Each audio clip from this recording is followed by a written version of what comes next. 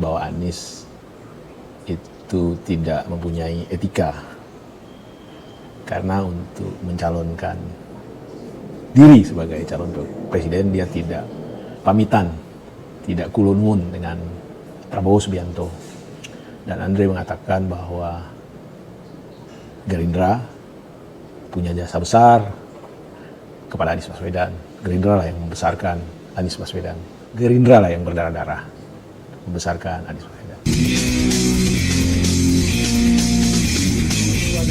Ketemu lagi kita di channel yang belum Imajinasi Rumah gratis tidak bayar. Subscribe. Assalamualaikum warahmatullahi wabarakatuh. Apa kabar teman-teman sobat Kicau Jelata? Mudah-mudahan kita semua selalu dalam lindungan Allah Subhanahu wa taala. Hidup hanya sekali, mari kita bikin berarti. Hidup hanya saat, ayo kita tebar manfaat.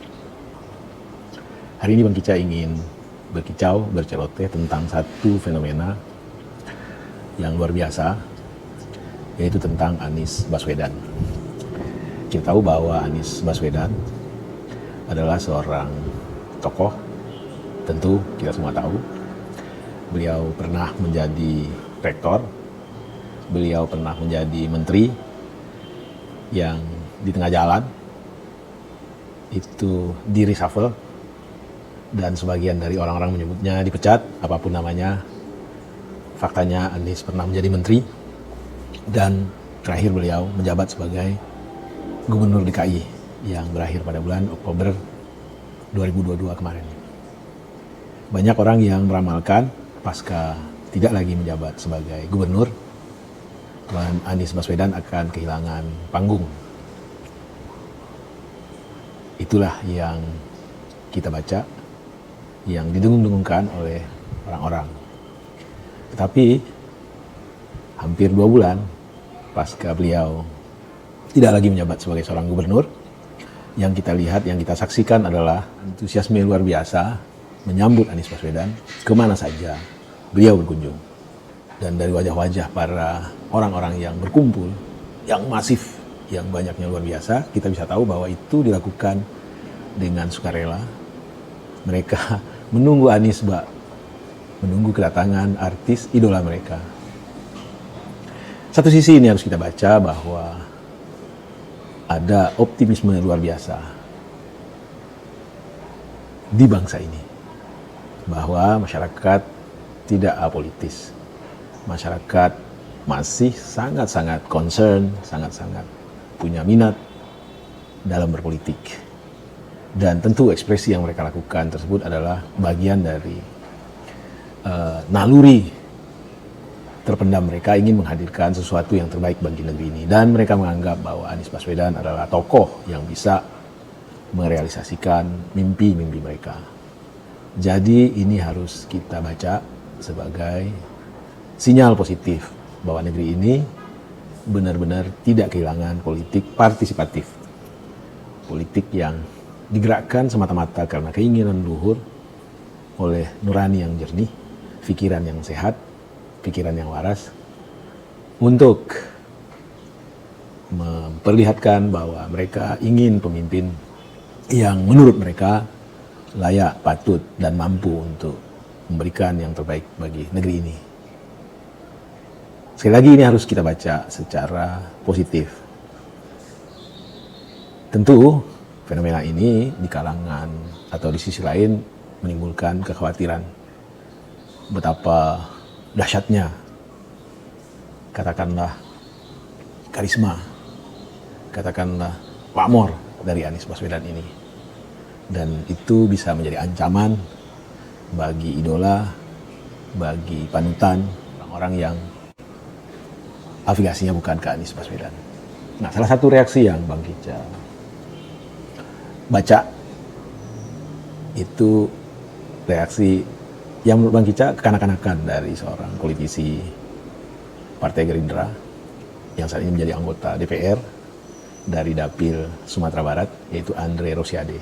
Intinya Andre mengatakan bahwa Anies itu tidak mempunyai etika karena untuk mencalonkan diri sebagai calon presiden dia tidak pamitan, tidak kulonun dengan Prabowo Subianto.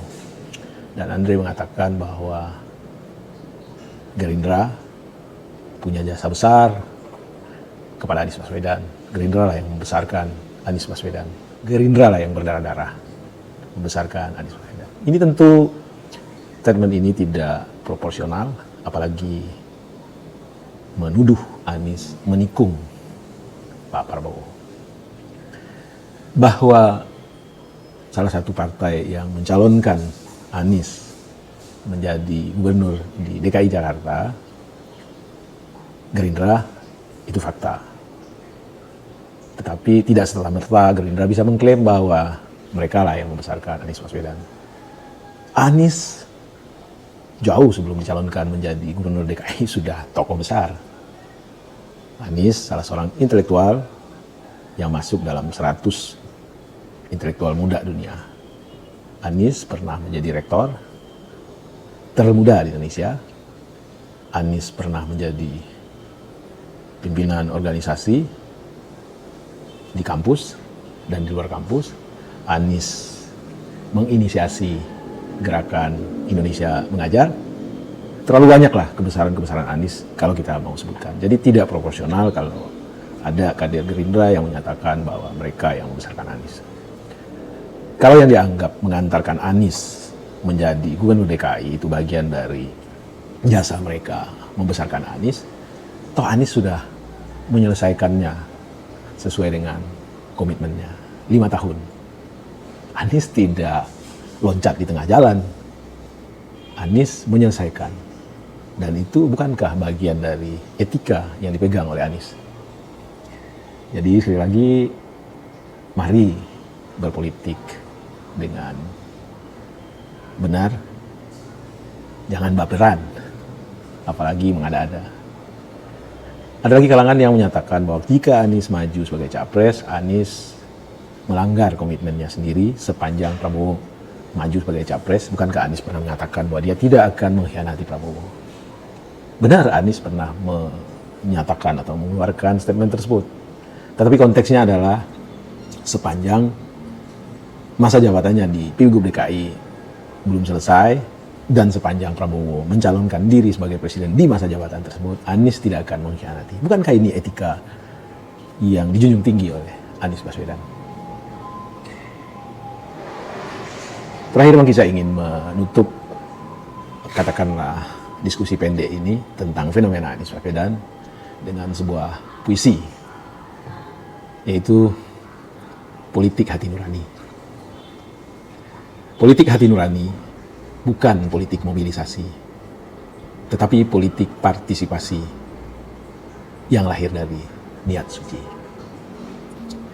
Politik partisipasi, politik cinta negeri, lahir atas kesadaran diri untuk menjaga Ibu Pertiwi.